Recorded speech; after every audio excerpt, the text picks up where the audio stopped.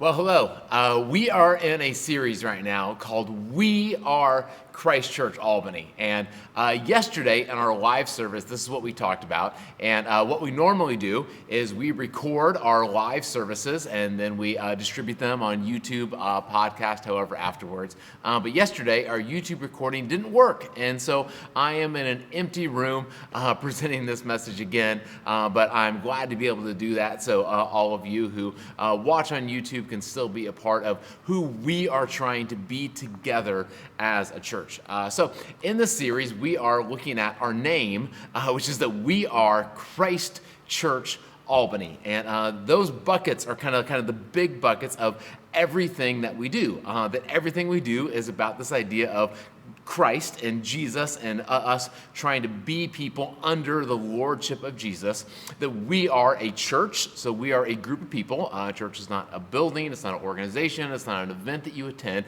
It's a group of people that we are trying to be together, and we are trying to love Albany and the rest of the world all around. And so each week we are taking time to specifically talk about kind of something about one of those big buckets. And today we are talking about the idea of what does it look like for us to be a group of people submitted, focused, under the lordship of Jesus Christ.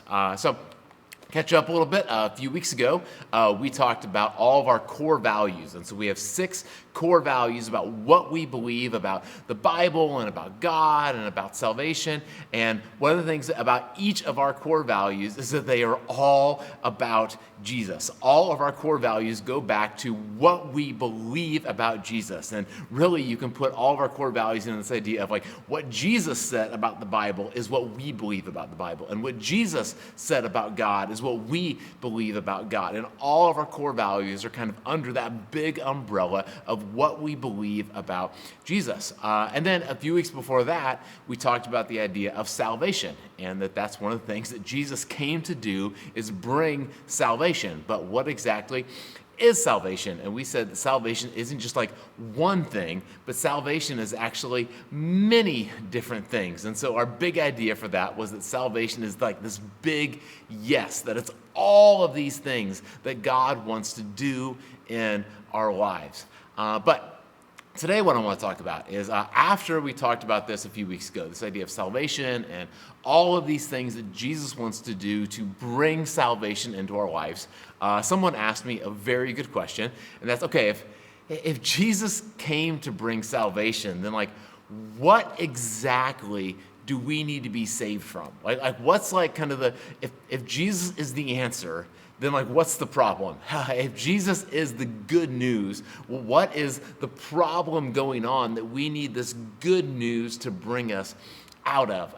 And so that's what we are going to talk about today. And so the framework that we're going to use for this is something that you might have seen before if you've been around Christ Church Albany, or maybe this is new to us. This isn't original with us, but it's kind of this idea of what is the big arc and story of the whole Bible, which we believe that there was a plan, something went wrong, and then there was an answer to get us back to what the original intent and plan was. And so I want to go through each of those categories. We're going to spend the most amount of time on this teaching talking about what exactly is it that went wrong. But before we go into kind of what we believe is kind of the big plan and what went wrong and what the answer is, I want to give a quick kind of just acknowledgement to what is kind of a popular, but what we believe is very incomplete answer to this. And so if you've been around church world or kind of any contact, what you might have heard is something like this, that the plan is that we were created to be perfect and go to heaven. And so therefore what went wrong is that we sinned and now we are going to hell. That's a bummer. And so now what is the answer? Well, Jesus died to forgive our sins so that we can still go to heaven. And what I want to say about that is it's not that that is necessarily all wrong. It's that it is incomplete. And that in general, the idea of what the Bible presents is just so much bigger than that. What God's original plan for the world was so much bigger and more beautiful than that. What went wrong is so much more bigger and terrible than that. And therefore, what God's answer is so much bigger, so much better, and so much more beautiful than that. And so I just kind of want to give that framework as we begin talking about this. And so, what was kind of the original plan? I'll talk very briefly about kind of what was the plan, because before we can talk about what went wrong, which we're going to spend the most amount of time talking about today, we have to know what was the original plan. And the original plan was what we call creation. That in the first couple pages of the Bible, God outlines, here's the way that I originally made the world to be. And what God says is that when he created the heavens and the earth, that it was very good. That the way in which God made the world, made the heavens and the earth, was kind of the way he originally wanted it to be. And in Genesis 1 and 2, we have a description of what it looked like in that very good world. And so God made mankind, man and woman, and we were created to be with God, like in relationship with God, to have this unity, connectedness with God. And we were made to be in the image of God, that our identity is that we are people that are not like, subservient to, well, we're not just like this, like other like tools in God's, well, we are made in the image of God. And that we are ruling partners with God, that God created us with like this huge vocation to rule and reign the world with him. And that we are supposed to rest and delight in God's good creation. The part of God's original idea was that we would take regular time just to rest and to breathe and to be still and just enjoy this good world that God has made for us. And that we would be dependent on others. And so that is God's original plan for what the world was supposed to be. Again, we've talked about that in other teachings, so you can go back in our YouTube and find other ways that we've talked about this like big, beautiful idea of God's good creation. But then throughout the Bible, it has these different words it talks about kind of this, what God's original idea was. And it uses words like very good. That God's original plan was like flourishing, that's what human flourishing looks like. When we are with God, when we know who we are and who other people are, made in the image of God, when we are working with God, when we are resting and delighting, when we are dependent on other people, that when all those things are like lights on the dashboard, then that's when flourishing actually takes place. It uses words like wholeness. It uses words like connectedness. That's when we are connected with God, when we are connected with people, when we are connected with our deepest purposes. Talks about the idea of heaven on earth. There's a video that I can put it in the YouTube notes here, put it in our weekly email by the Bible Project. And in the video, it does this great job, a little 6-minute video of talking about God's original design of creating heaven and earth, not as like these different locations, but these two different spiritual realms, that the way God originally created is that they were like overlined with each other, that like heaven and earth were one. God's domain, human's domain was all the same. And that was God's original plan, is that we're like living heaven on earth. Or maybe the best word for it is the idea of shalom. And here's a definition of shalom, is that shalom denotes a right relationship with God, with others, and with God's good creation. It is the way God intended things to be when he created the universe. And just for a moment, I mean, can you just I appreciate the beauty of all of that. Just the way that God intended for things to be, and in a world where there is just peace. Just like, this is just the way that things are supposed to be. But here's the problem that we all know, is that's not the world we live in. We don't always have that feeling of like, oh, this is the way it's supposed to be. We don't live with this like internal peace in all of society. And there's many times that we turn on the news or we turn on our social media feed, or we just take time to like reflect on the nature of our own hearts and our minds. And we're like, that is not the way it's supposed to be. And so what went wrong? Well, there was a snake. And whether there was a real snake, whether there's a metaphor, that doesn't really matter. But the idea is that in the beginning of the Bible, in Genesis 1 and 2, it puts this idea of God's good, beautiful world. And then all of a sudden, this like question started to come up. This kind of idea in people's minds. And here was the question is, come on. I mean, so God created the world, but can you really trust God?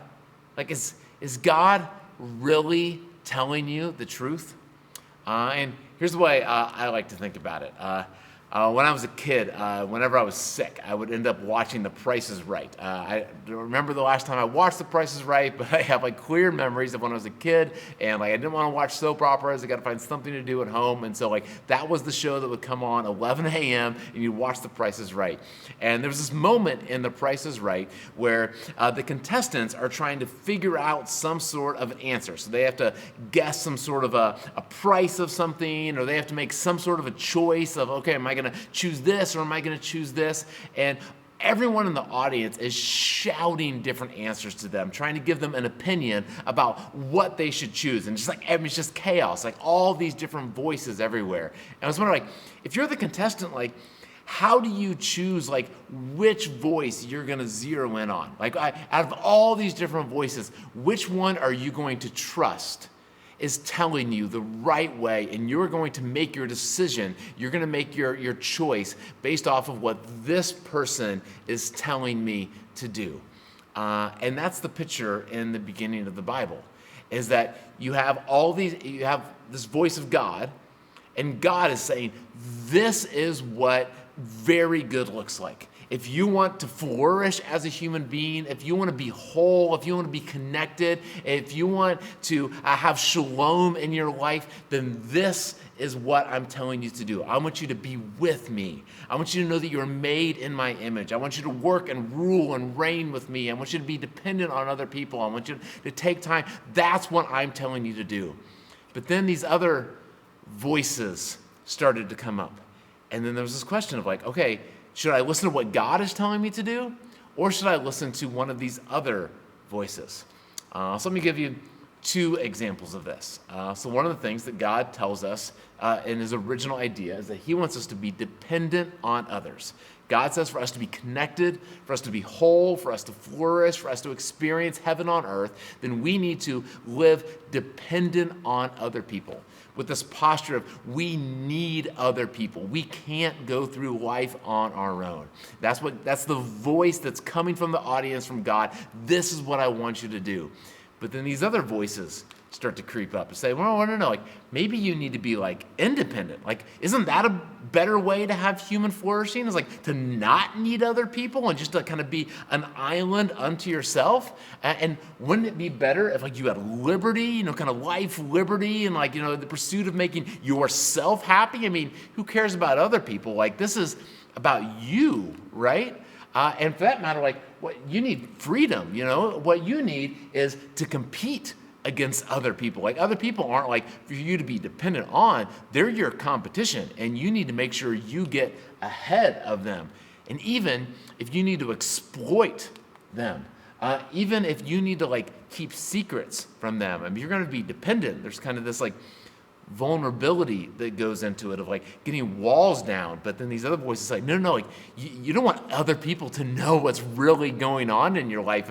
If they know what's really going on in your life, then they might think less of you. And so you need to keep secrets and maybe make yourself look better than what you really are, because that's the way to a better life. What you need is to get revenge on other people if they hurt you. What you need is to lie to other people. What you need is to steal from other people. What you need is to even enslave other people. And we have all these different voices. And I mean, this is real, right? I mean, this is the battles that go in my head as I'm just like looking on social media, as I'm trying to decide like, okay, like, should I tell this person the truth or should I lie? And there's a part of me that believes like, okay, telling the truth seems better and that seems like the godly thing to do, but like lying seems like it'll kind of get me out of a jam, seems like it'll be a little bit better. And like, who am I going to trust? Am I going to trust that God's way is better? Or is maybe one of these other ways, the American consumer, keep up with the Joneses, compete with other people, is maybe that a better way to a flourishing life? Or another example, God says that we should rest and delight, that the way for human flourishing is for us to take regular time to just stop working and just rest, be content with what we have, and just to enjoy things. But then these other voices start to come up, don't they? And say, no, you can't be content. You need to be discontent. You don't have enough yet. You need more. You need bigger and better. Like, you can't stop working yet. Like, there's so much more that you need to make sure that you have.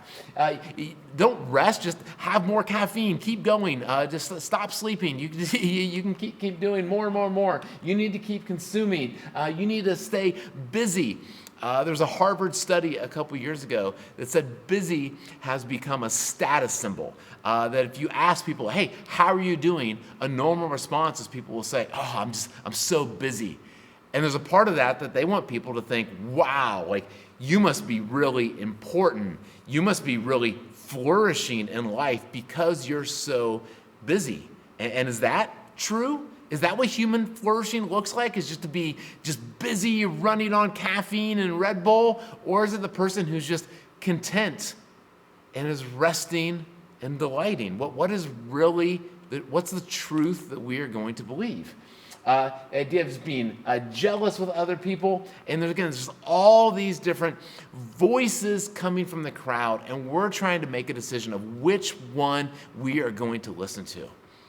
And the Bible paints this picture that this is a big deal for God, because part of God's original plan of being with him and ruling with him is God wants us to trust him. That's part of God's plan for human flourishing, is that of all those voices in the crowd, that we would zero out all of the different voices and say, I am trusting in you alone. I have one God. I have one Lord. And this is a principle all throughout the Bible. Our Jewish friends and neighbors still today pray a prayer twice a day called the Shema. And in that prayer, they pray, Hear, O Israel, the Lord, King, ruler, my ruler, and God. The Lord is one. Love the Lord your God with all of your heart, and with all your soul, and with all of your strength.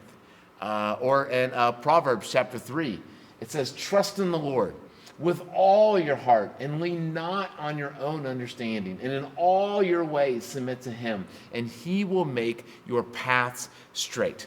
That's God's plan.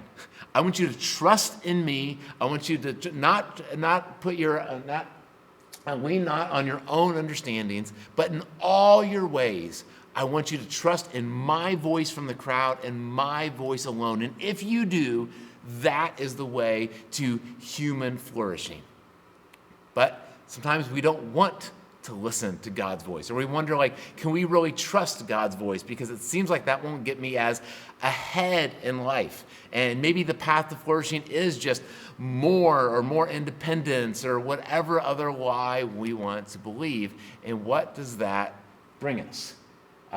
What the Bible calls that is when we don't trust God's voice and we decide to trust another voice, then that is distrust. And the phrase that the Bible uses is idolatry, that we are making something else our Lord.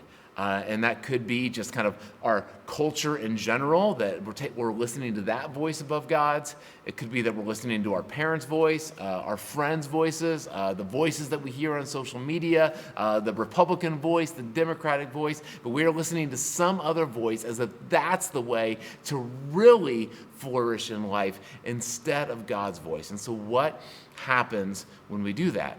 Well, the Bible says that results in really bad things.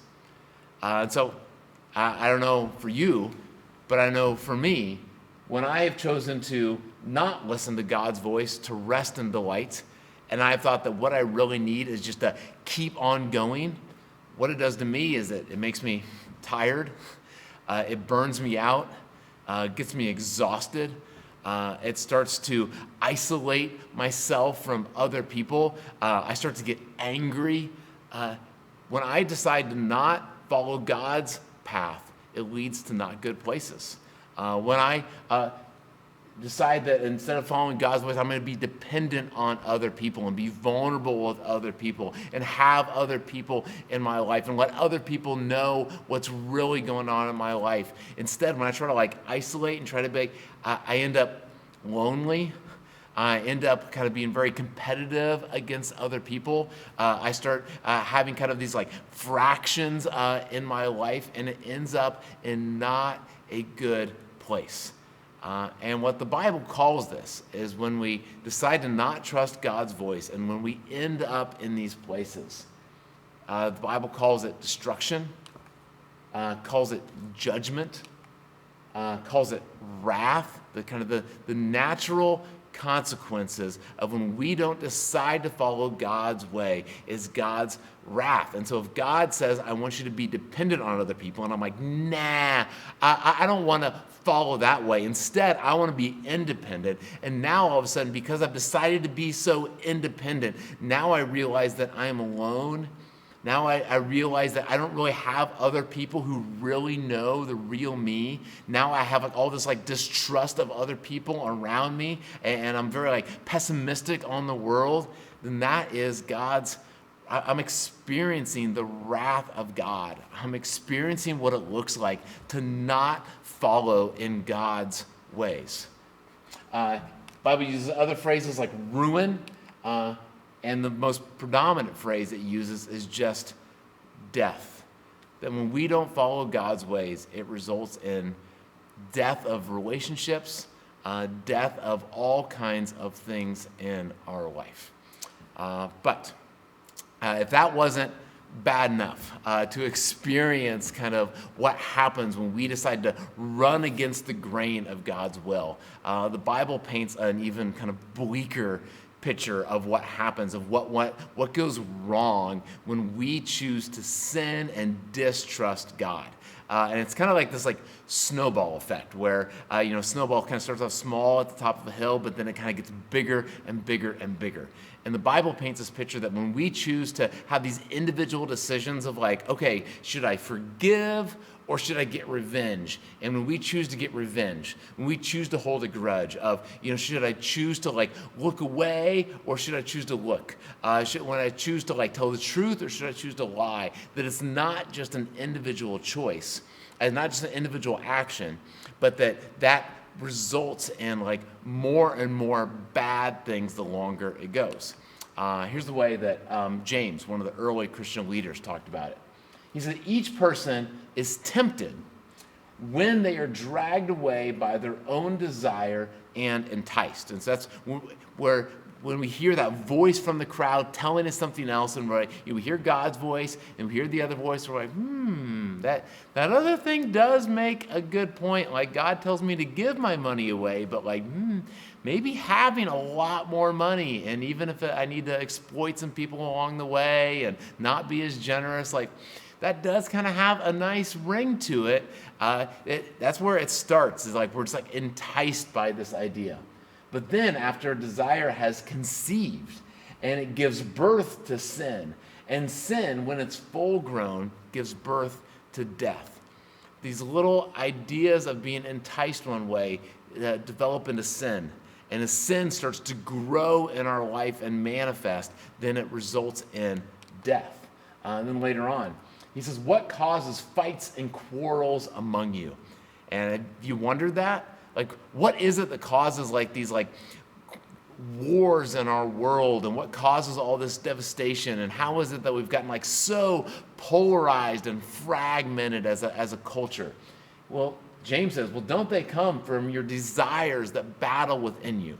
That all of these kind of destructive things in our culture and in our world started with those desires that came from individuals and then got blown up.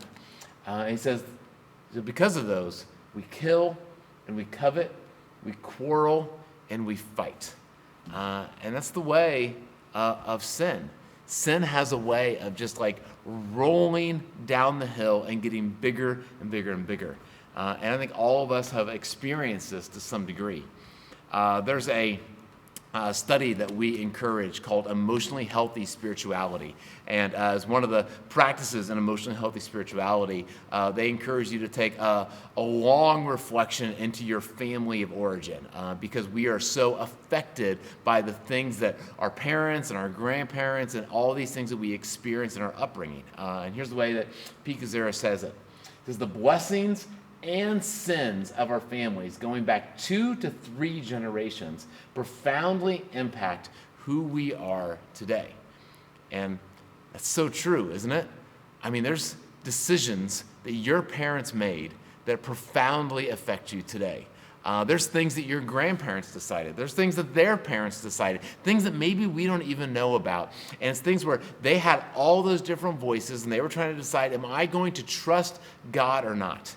Am I going to love other people the way God wants me to, or am I going to choose another way? Am I going to put family first and rest first, or am I going to put money and getting things done first? Am I going to decide to forgive, or am I going to decide to hold a grudge? And all of those things, those decisions that our parents made are still affecting us today. We are affected by the sins of our parents, which is very sobering to me as a parent, because I have 2 kids. And that means the decisions that I'm making aren't just about me and how they will affect me and what's going on inside my life. But my decisions to choose God's way or another way will profoundly affect my kids. And me choosing to not be with God, me choosing to not see myself as made in the image of God or them as made in the image of God, me not being dependent on other people, me not resting and delighting, me choosing some other way will profoundly impact my kids, already is impacting my kids, and that's what sin does. Beyond that, sin just kind of impacts kind of the whole world around us. I remember one of the more profound moments of my life. It was about 20 years ago. I was in Tijuana, Mexico, and I was a part of a team that was building a house for families. And what we would do is we would build these houses that were about the size of like a tool shed. I mean, I think they're like 11 by 20 foot. I mean, it's, a lot of us have, rooms in our house bigger than this, but they were a big deal to these families because they were secure and they were dry.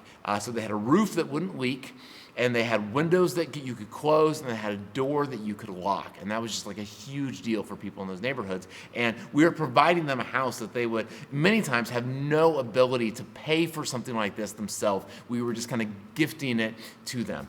And so I was there, and I was building one of these houses for a family that kind of desperately needed one. And the gentleman we were building the house for had family, a dad. His name was Ephron. And we would show up in the morning, and Ephron would just be getting home from work. He drove a bus, and so he'd been driving all night long, and we show up in the morning to help build his house, and he would just be pulling in with his bus after driving all night long, and then he would work all day long helping us to build his house, which is awesome, really great guy. And then as we were leaving at the end of the day, 5 o'clock or so, he would be getting back in his bus and then driving all night long. I don't think he slept the entire week that we were there. And what he was doing is he was driving a bus around the area, and his job was to go pick up all of his neighbors in the area, many of them in need of some sort of dry and secure housing. And he was going and picking all of them up, and then he was delivering them to these factory jobs. He kind of lived on top of a hill in Tijuana, and so you could look around kind of the landscape of Tijuana, and there was all these different factories with big signs with logos that I recognized, because they were factories where they were making things that I buy.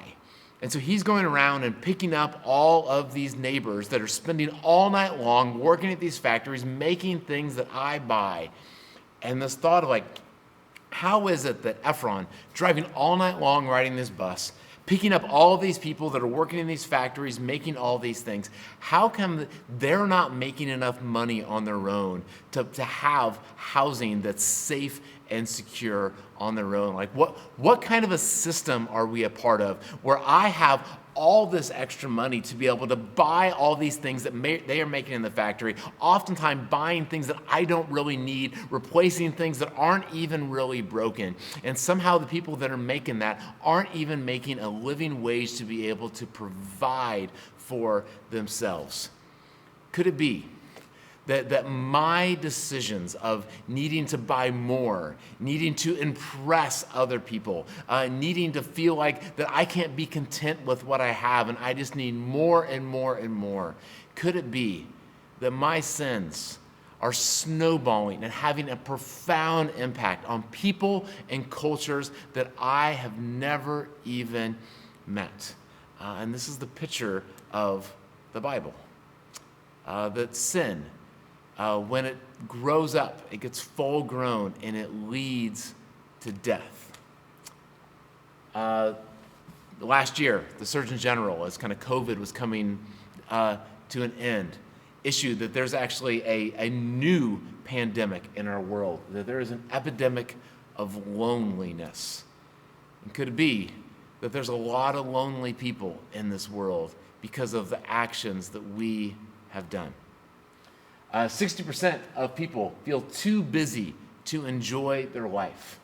There's right now, the World Bank said that 712 million people, nearly 1 in 11 people globally, live on less than $2 a day. And what they tell us is that it's not just that they're living on $2 a day, but that $2 a day is not enough for them to have basic things like schooling and clean water and sufficient clothing for them. Like, what kind of a world, what are the actions that got us to this kind of disparity in the world in which we live? While at the same time, 48% of people say that financial debt is having a negative effect on their mental health. So we are going in debt buying things that we probably don't need, while other people don't have enough, and we are suffering mental health crisis because of this weight of indebtedness of trying to keep up with the Joneses. 77% of Americans have used addictive behaviors or unhealthy coping mechanisms to manage their mental health. We drink too much, we eat too much, we look at pornography, we watch too much TV, we binge ourselves on YouTube and exploit other people because we don't know how to make ourselves feel better from this internal just inside of us. What is wrong with our world? It's sin, it's death, it's listening to these, it's because we have distrusted God's ways, now we are just in this mess. But beyond that, so what's gone wrong with our sin? Sin creates angst in ourselves, and we experience death and ruin and the wrath of God. Sin snowballs down and has this like big impact on our whole culture and just throughout generations. But then the Bible also paints this picture that when we distrust God, it also builds this wedge in between us and God. So again, James says this. He says, "You adulterous people, don't you know that friendship with the world means enmity against God?" That it's when we choose to listen to those other voices, then that drives something between us and God. And so what does that look like? How that is often presented is this idea, or at least this is how it was presented to me growing up, was that there's kind of like, because we sinned, now it's created this like chasm between us and God. And God's on one side and we're on the other side. And that's not a terrible picture necessarily, but I think how at least I understood it many times was just off a little bit, because how I often understood it is like, I'm on one side, God's on the other side. Sometimes when it was drawn, there'd be like a wake of fire or something in between.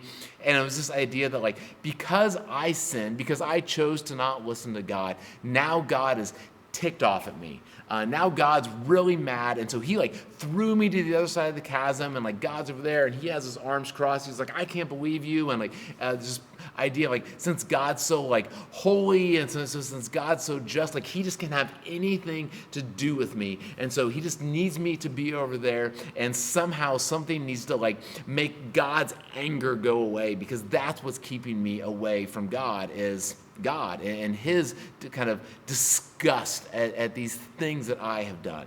And I don't think that's a very good picture of what happens when we are separated from God. Instead, here's what I think is a better picture. This is a picture from a famous painter, Michelangelo, on the top of the Sistine Chapel.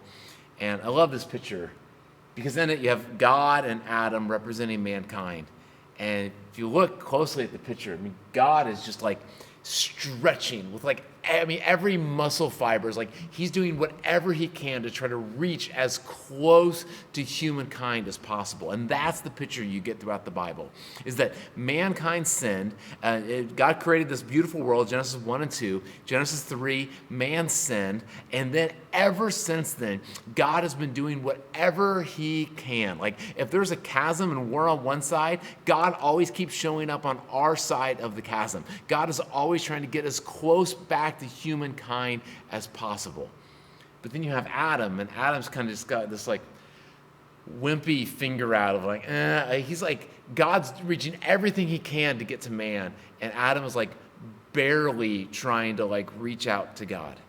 And what I would love to do, I'm not a good enough graphic designer or not even a graphic designer at all, but it'd be great to like doctor this picture a little bit, because I think that's actually generous for most of us. This idea that we're like even like remotely reaching out to God. Sometimes it's that like if you could like change up this picture a little bit, and Adam could be like, his arms are crossed, and like God's saying, I want you to do this, but like, no, I don't want to do that. I want to do something different. I want to do something better. Or maybe like Adam's turned around. He's not even looking at God. Or maybe Adam's lifting a finger up to God, but it's like a different finger, if you can get my drift. Because I think that's many times what's happening in this separation from God, is God is saying, I want you to listen to me, I want you to trust me, and it's our posture of saying like, no, I don't trust you, I don't think what you have is right, I'm ignoring you, I'm going to do my own way, I think I know better, I think I know a better way to go. And what that does is when we don't listen to God, it sets up this like void between us and God that is not flourishing, that is not wholeness, that is not connectedness, that is not heaven on earth, and is not shalom.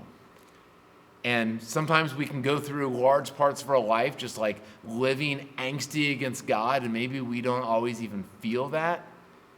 But there's moments, isn't there, where all of a sudden it just kind of like hits us, and we realize all of that we are just missing any kind of peace in our life, that we are missing any kind of like connectedness and wholeness, and we just feel so separated from our identity, and we're so separated from God. If there is a God, we just feel so just out of touch of the whole thing. And so, what is God going to do about that? If God had this like amazing plan of creating the world, and if that was shalom and peace, and if what went wrong is all of this death and idolatry because we chose another way, and now that's created death in ourselves, death throughout our whole world, and it's created this like gap between us and God. What is the answer? And here's what the Bible says. The answer is Jesus. That Jesus is the answer. And here's what's important about that, is that when we say Jesus is the answer, we mean all of Jesus is the answer. Here's what I mean by that. What we believe is that Jesus is salvation, that Jesus is the gospel. And now notice what we didn't say there. We didn't say that the cross is salvation, or that the resurrection is the gospel, or Jesus coming to earth is salvation. No, don't get me wrong. All of those are salvation and are the gospel, as well as everything else that Jesus did. The plan of what God did was so big, this big, beautiful plan for us being with God and being in relationship with God and resting and delighting and working. And what's gone wrong is so terrible that God needed a big, huge answer. And so therefore, it was everything that Jesus came to bring. And one of the first sermons in the early church, a guy named Peter preached. He said, "Salvation is found in no one else, for there is no other name under heaven given to mankind by which we may be saved." Jesus is what brings salvation. And this is very important because, again, there's all these voices shouting in the crowd. And when we hit those moments of just dead end, when we hit those moments of just my life is not working, we all look for some sort of salvation. And there's all those voices again saying, okay, here's what's going to bring salvation is you just need to get more money. You just need to get more comfortable. You just need to start the keto diet.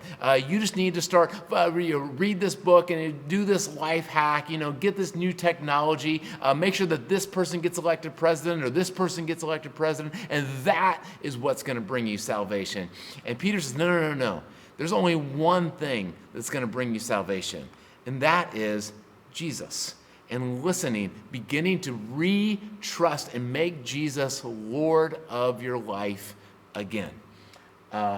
Here's how we say it. That the gospel is Jesus. Here's the good news. Here's the answer. And it's Jesus' birth, it's his lifestyle, it's his teachings, his miracle, his death, his burial, his resurrection, his ascension, and ongoing work through his Spirit. Anytime we point people to any part of Jesus, we are pointing people to the gospel. We believe that the gospel, the whole story of Jesus, brings salvation. That what the good news of Jesus is it's all of these different things. And here's why I think that's important. Because based off of our level of lostness, our level of just being distant from God because of all these things of what sin does in our life, all of those different things are needed at different times. And so as we end, here's kind of a story that helps paint a picture of this. So back Labor Day weekend, my family, my wife and 2 kids, we all went up to Montreal, drove up there, beautiful. And one of the days we went to the Botanical Gardens. And at the Botanical Gardens, they have all these exhibits from, kind of plant life and, buildings and all these kind of really cool things from all over the world. And somehow we had read, and my son got really excited about this idea that there was one exhibit that was the Chinese exhibit. That was this was the thing to see. And it had all these cool buildings, and had this cool pond, all these cool plants, and 100-year-old bonsai trees, and just it was this really cool area. And so he got in his mind that he was really, really excited to see that. And so as we were going to the Botanical Gardens that day, we wanted to do some other stuff. That was the big plan, is we wanted to go and see the Chinese area. So we were wandering around the Botanical Gardens for a little while, really, really big area, and we're kind of at the corner of the Botanical Gardens. I was like, okay, let's go see the Chinese area now. That's why we're here. That's kind of the big plan. And so if you want to go see the Chinese area, we need to go this way. And my son said, no, I think it's this way. And I was like, no, I love you, dude, but I've read the signs, I'm looking at the map, I know the right way to go. I need you to trust me. If you want to get to the Chinese area, you need to listen to me, follow me. It is this way. And he's like, no, I don't believe you. I think that it's this way. And so in his 9-year-old way, he just started storming off the other way, just sure that he was right and I was wrong. And he started going. And I don't know where he was going. It was a parking lot, and he was going to fall in the St. Lawrence River. He's just headstrong. I'm going this way. I know the right way to go. By the way, I asked him if I could share this story, and he said yes, but kind of two caveats. One, I needed to also let you know, this is from him, that while we were in Montreal, there was also a pool, and the pool is awesome, so just so you know. And also, that as he stormed off, I was like, well, what made you eventually stop? And he's like, well, I got to a dead end, and I realized that I was wrong. And isn't that the way it goes? It's like we just follow in our own direction, and it's when like some sort of a crisis happens sometimes, and like we just realize like, my way was not right after all, that's when we start looking that I guess we need help. We need salvation from this situation that we have put ourselves in. But in that moment, as he's now stormed off in the wrong direction, I mean, this was just, a huge amount of time, what does he need in that moment? Well, I think he needs a couple things. One, in the idea of the incarnation is this idea that God came to be with us. And so as my son was storming off, I kind of had this initial decision of like, okay, he's going the wrong way. Like, am I just going to let him go? And like, should I just be angry at him? I'm like, fine, you want to go that way? The rest of us are going this way. Like, you're on your own now. Like, good luck for the rest of your life. Hope you find another family. Like, should I just like kind of let him separate himself from the rest of the family? Or even though he's going the wrong way, should I, even though I know the right way to go, should I go and follow him down the wrong way? And I, of course, followed him. Because, one, I wanted him to know that even when he was going the wrong way, that he wasn't alone, that I was still with him. And then when he got to that dead-end moment and he wanted to stop, when he stopped, and when he decided to uncross his arms, or when he decided to lift his finger up the rest of the way, I wanted him to know that his dad was right there. And even though he chose the wrong way, his dad was right there with him the whole entire time, and that his dad still loved him. Not only that, and the idea of like forgiveness, Jesus was regularly going around and just like he had the authority, he thought, to just forgive other people. I wanted him to know that like his wrong choice was forgiven. That even though he had made the wrong choice and he had not listened to me, I wasn't going to hold that against him, and that in my authority, I was willing to just forgive his sins. But not just like forgive his sins. I also, in his teachings, we understand a better way to live. I wanted him to not only be forgiven, but we were now way in the wrong direction. I wanted him to now change his ways and start trusting me and following me in the right direction. I wanted him to actually start doing what I say. Because I guess, along this way, I could have just picked him up at some point. I'm still technically bigger than him, and just forced him to go in the right way. But that's not right. I wanted him to like understand that he was going in the wrong way and ask for forgiveness and want to go in another direction. And at the end of the day, like I don't want to like just like make him go in the right direction. I want him to want to go in the right direction. I want him to want to listen to me. I want him to trust that when I tell him that we should go this way and not that way, I want him to trust that what I'm saying is right because I love him and I want him to get to where it's actually going to be flourishing. I want him to get to the Chinese area. I want him to be where heaven meets earth. Beyond that, in his miracles, Jesus was able to like reverse the curse of death and sickness. And this is maybe a little bit of a stretch of metaphor, but at one point while we were walking back, I was thinking he walked way too far in the wrong direction. And so as we're walking back, he's like getting tired, and he's like, "Hey, Dad, can I have a piggyback ride?" Again, he's the one who walked in the wrong direction. Like, shouldn't I just like, hey, you walk this way, you can walk back this way, buddy. But I decided to give him a piggyback ride. I used some of my energy to be able to help reverse the wrong that he had done. The idea of Jesus being an example and him having like these amazing relationships, I was hoping that he would see all of this. This moment of like being in the botanical gardens and him wanting to trust me, like at the end of the day, like if he decides to trust me about like which way is the Chinese area or not, like doesn't really matter. But I'm hoping that like all of this is just like a part of him growing up and maturing, and I want him to trust me as his dad in all things. And the way in which I treated him in those moments and the way in which I forgave him was something that I hope he sees an example that then when other people don't listen to him someday, then he like remembers that and he uses my example as his dad in the way in which he is now going to treat other people and in his other relationships. And then in the idea of Jesus' death. Along the way, and this is just, I don't know how long it was, maybe it was like 30 minutes or so, where he's just like throwing a fit and walking in the wrong direction. And like all of that was just like time lost. I mean, time where like the rest of the family was now like in angst. And, I mean, Ashley, my wife, wanted to like take some pictures of other plants and there's some other things that we wanted to see. And like, because of like his actions, all of that is just kind of like lost now. And there's things that like some expectations and hopes and dreams that we had for the day that now at some level are just kind of like those 30 minutes are just like gone. And so like, what are we going to do about that? And so one is I could like hold that against him and try to make him repay those 30 minutes of my life and that walking in the wrong direction. Or I could choose to just kind of like absorb all of that into myself.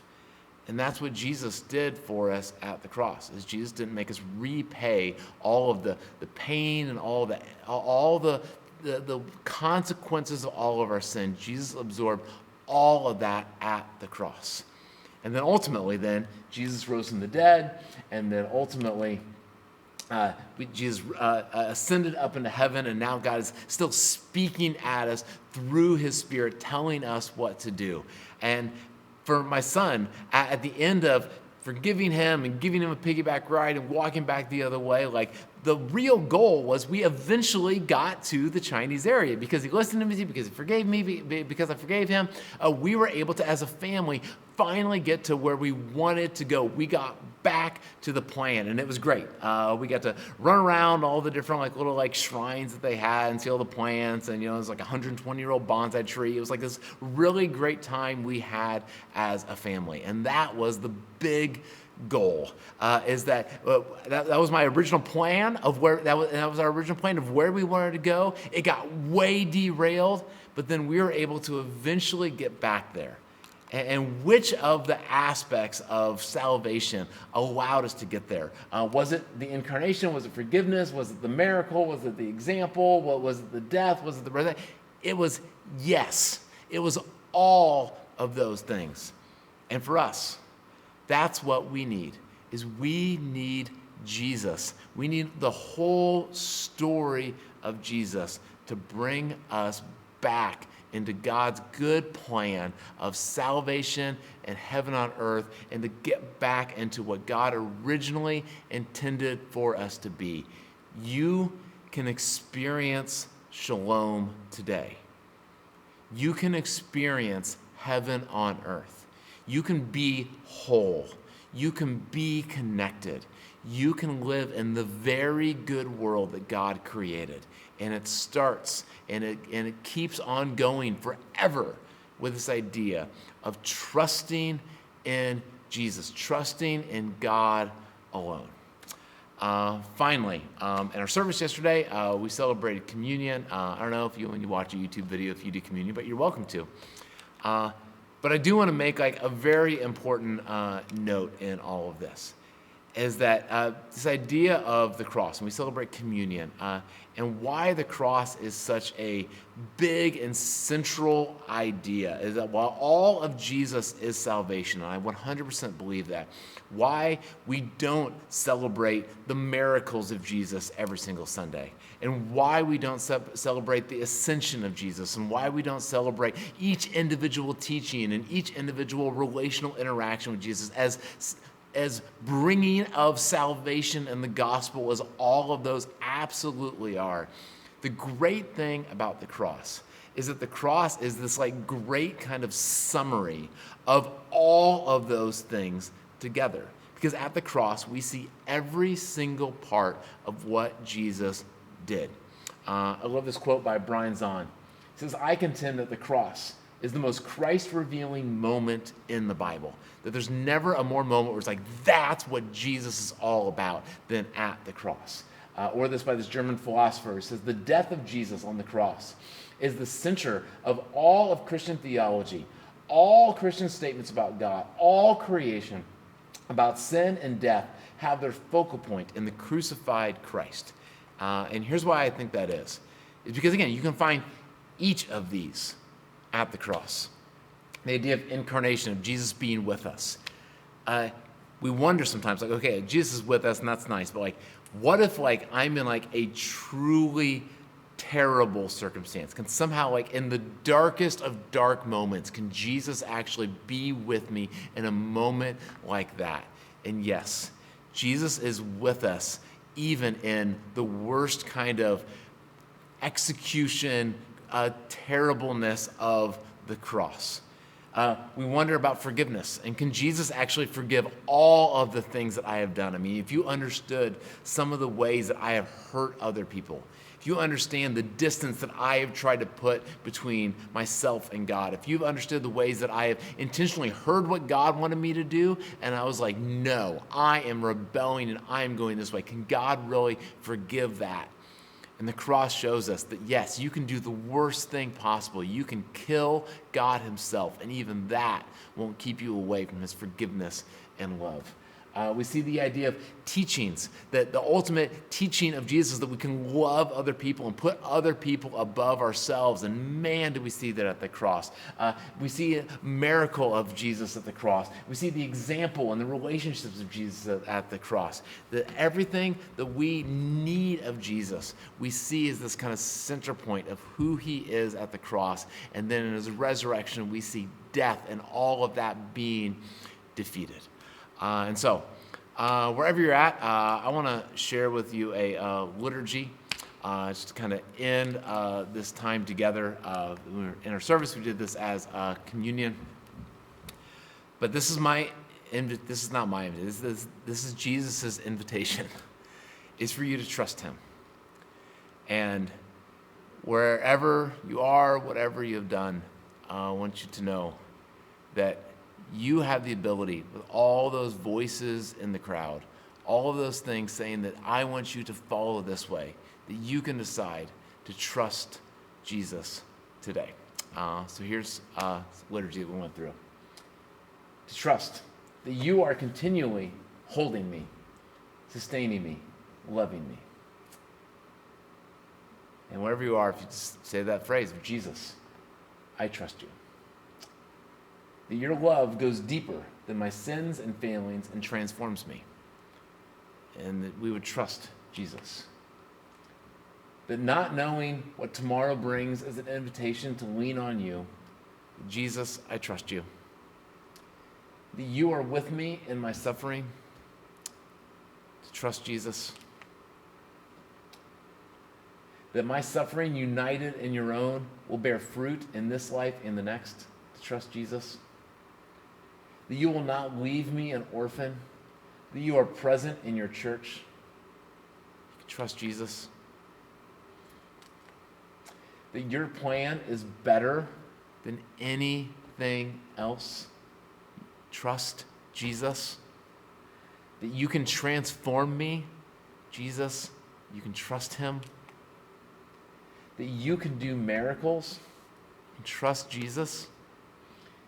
That you always hear me, and in your goodness, always respond to me. You can trust Jesus. That life is a gift. You can trust Jesus. That you will teach me to trust you. You can trust Jesus. That you are my God and Lord. You can trust Jesus. And that I am your beloved one. You can trust Jesus. God has a plan. It's the same plan that's been since the creation of the world. You can trust him and listen to his voice alone. You can follow him. You can be with him. You can be with his disciple. And as wrong as your world and our world might be, the answer, the salvation answer, is to put our trust and belief fully and squarely and only in Jesus. I pray that you join me in that.